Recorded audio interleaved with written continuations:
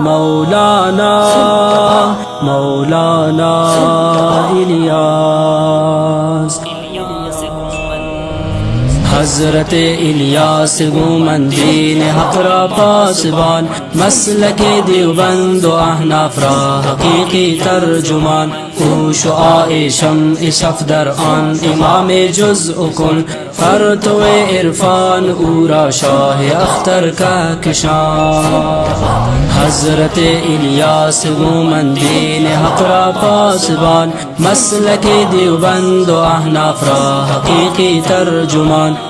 शुआए शम्अ सफदर आन इमाम जुज़्अ कुल फरतवे इरफान ऊरा शाह अख्तर का किशान जाम इरफान रा बिनूशीन از دو دست ذوالفقار مایه‌دار اهل سنت او مبارک قهرمان تیغ نطقش جاری اندر شرق و در اقصای غرب دشمنانش خوار و رسوا دوستانش کامران تا به باطل منهدم از دود گرد پای او آفتاب جهل امت در فضایش بی نشان رونق تاجش حدیث و مسندش علم کلام علم تفسیر و عقیده انگبینش بر زبان مولانا مولانا مولانا इलियास हजरत इलियास गुमन दीन हक रा पासबान मसलक देवबंद अहनाफ रा हकीकी तर्जुमान शुआए शम्अ सफदर आन इमाम जुज़्अ कुल फरतवे इरफान ऊरा शाह अख्तर का किशान बख्शिश او در مروت هست فقه علم و دین افتخار دیوبند از مهتران این جهان در سیاست در شجاعت همچو شیخ الهند او وکیل فقه احناف در عالم بی گمان علم و فهمش در خردمندی بدان جایی رسید کان در آن میدان همی عیب خرد گردد عیان برگ زرین تنامیزش ببین بر شاخسار باغ امید نهالش بارور شد گنجسان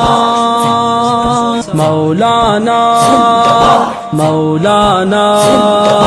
مولانا इलियास हजरत इलियास गुमन दीन हक रा पासबान मसलक देवबंद अहनाफ रा हकीकी तर्जुमान शुआए शम्अ सफदर आन इमाम जुज़्अ कुल फरतवे इरफान ऊरा शाह अख्तर का किशान सचुईशान बियाबी जीर छत्र इल्म او हम मुजाहिद हम मुनाजिर हम खतीब पुरतवान شاد باش و دیرزی و بر مراد دل بمان دوستانت با نشاط و دشمنانت با فغان تا محضب باشدم در مدح تو گفتار من که ضرر باشد مرا گفتار بهمان و فلان طبع طارق نوش گفته همچو باغی در بدی تا در آن باغ از ثنایت قلب او شد شادمان مولانا مولانا مولانا इलियास हजरत इलियास गुमन दीन हक रा पासबान मसलक देवबंद अहनाफ रा हकीकी तर्जुमान